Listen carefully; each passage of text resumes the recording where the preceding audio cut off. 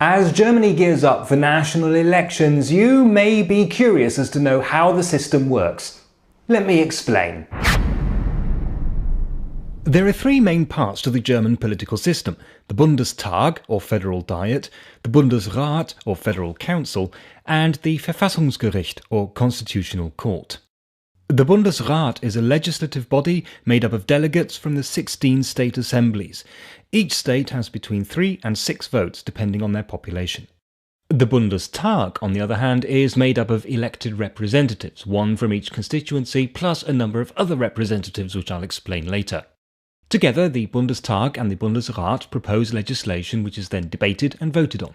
The Constitutional Court ensures that any legislation does not violate the German Basic Law. The executive branch of the German political system is made up of the Chancellor, the Cabinet, and the President. The Chancellor is elected by the Bundestag and is the head of government. The Chancellor then appoints members of the Cabinet.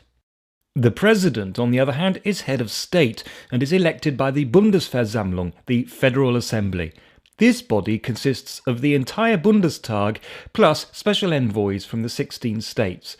Its sole purpose is to elect the President. The Chancellor sets the agenda and has great influence over the general policies of the government.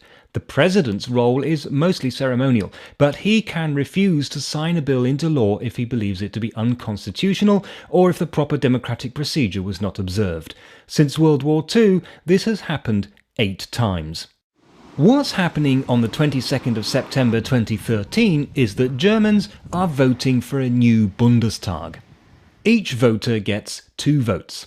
The first vote is cast for a single candidate, while the second is cast for a party list.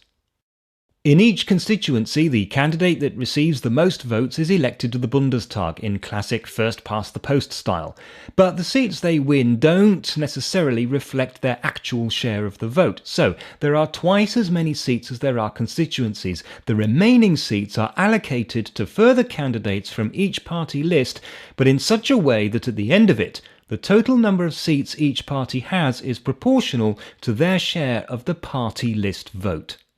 The party with the most seats usually gets to form the government, but they need an absolute majority. Since Germany has more than 2 major political parties, this almost never happens, and so the biggest party must form a coalition with one of the smaller parties. In the last elections in 2009, the CDU-CSU union got 239 seats, the biggest share, but less than half the total. They formed a coalition with the FDP, bringing their share to 332, an absolute majority. The German political system is more complicated than this, of course, but this is how it works in principle.